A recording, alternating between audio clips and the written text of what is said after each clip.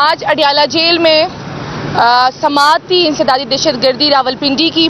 اور اس میں بشریٰ عمران خان صاحبہ کو جو 12 FIRوں میں نامزد کیا گیا ہے 1 سال بعد، تو اس پہ آرگومنٹس تھی، کیونکہ پچھلے 1 دن پہلے جج صاحب نے یہ ٹائم مختص کیا۔ اس سے پہلے جب اڈیالہ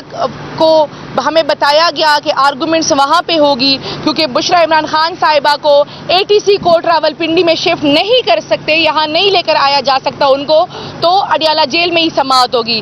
صبح کے 8 بجے مقرر تھے، صبح 8 بجے اڈیالہ جیل کے سپرڈنٹ نے لیٹر بھجوایا کہ جی آج القادر ٹرسٹ کا کیس ہے، تو آج ہم یہ سماعت نہیں کر سکتے۔ تو اسی دن جج صاحب نے ATC میں سماعت کی، اور آج کا دن مقرر ہوا کہ آج کے دن 2 بجے سماعت ہوگی۔ دن 2 بجے سے ہم یہاں پہ موجود ہیں،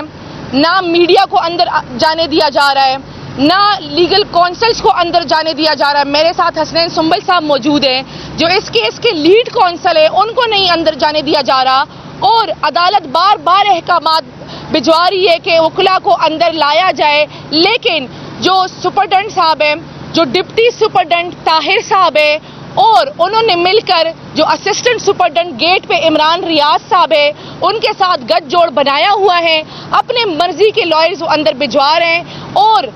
جو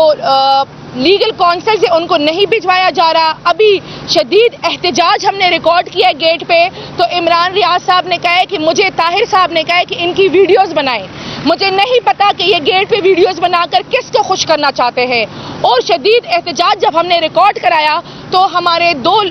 کونسلز کو اندر جانے دیا گیا، باقی کے کونسلز کو باہر ہی کھڑا کیا گیا ہے ابھی تک۔ تو میں بتانا چاہتی ہوں کہ کسی بھی قسم کا جو اوپن ٹرائل نہیں ہو رہا، ان کا مقصد یہ ہے کہ 9 مئی کے واقعے کا اختتام بشریٰ عمران خان صاحبہ پہ کیا جائے، اور اسی کو بیس بنا کے یہ عمران خان صاحب کو ملٹری کورٹ شفٹ کرانا چاہتے ہیں، اور ان کی تیاریاں ہیں کہ اگست کے مہینے کے اندر ہی عمران خان صاحب کو ملٹری کورٹ شفٹ کرایا جائے۔ بہت شکریہ۔